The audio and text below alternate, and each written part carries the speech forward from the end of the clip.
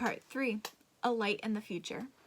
I was walking toward Mother when Reverend Dinsdale came into picture alongside her. I wandered until I reached the small brook where I looked at my mystical appearance in the small pool. Satisfied with what I saw, I went to take a step until I realized what Mother looked like. She was an utter mess, barely recognizable. She had torn off her cap, as well as the scarlet letter. She looked like a completely different person. "Come, dearest child," said Mother, encouragingly, as she stretched out both her arms. "How slow art thou? When hast thou been so sluggish before now? Here's a friend of mine, who must be thy friend also. Thou wilt have twice as much love henceforward as thy mother alone could give thee. Leap across the brook and come to us. Thou canst leap like a young deer." My eyes flickered between the two adults that stood in front of me. My mind wandered. Did he do this to her? What were the two of them doing? Why is Mother not wearing the beautiful letter that has been on her bosom for as long as I could remember? I could not contain my thoughts. I began to get angry. I stomped my foot, pointed at my mother's bare chest, and whined at the sight. Mother did not understand and simply threatened, "Hasten, Pearl, or I shall be angry with thee. Leap across the brook, naughty child, and run hither, else I must come to thee." I was still in shock of my mother's appearance. I started to throw a fit, stomping, yelling, pointing, doing everything I could to make her try to understand. "I see what ails the child," Mother whispered.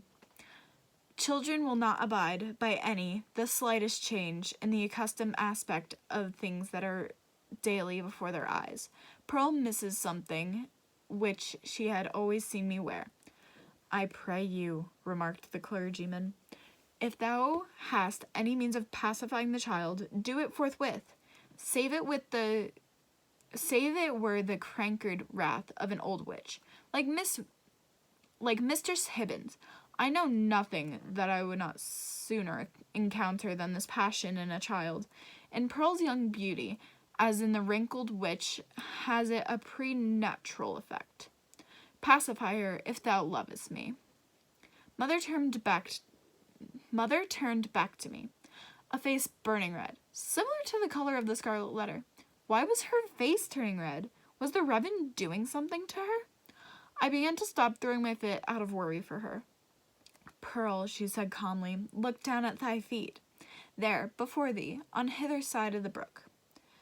There lay the letter, embroidered with its gold thread. "Bring it hither," Mother stated. "Come thou and take it up," I snapped back. "Was ever such a child?" Mother observed, and then said to the minister, "Oh, I have much to tell thee about her, but in truth she is right in regards to this hateful token. I must bear its torture yet a little longer, only a few days longer, until we shall have left this region and look back hither as to a land which we have dreamed of. The forest cannot hide it. The mid-ocean shall take it from my hand and swallow it up forever." I had zero idea what she was talking about. She was beginning to sound mad, but I had my wish granted. She picked up the letter and pinned it back on her bosom. She also tucked her hair back into her cap. There. That is my mother that I know and love. I stepped over the brook into her arms and placed 4 kisses upon her. 1 on her forehead, 1 on each cheek, and 1 on the scarlet letter. Mother snapped back, "That was not kind," and then continued, "When thou hast shown me a little love, thou mockest me." "Why doth the minister sit yonder?" I asked, avoiding. "He waits to welcome thee," responded Mother. "Come thou, and entreat his blessing.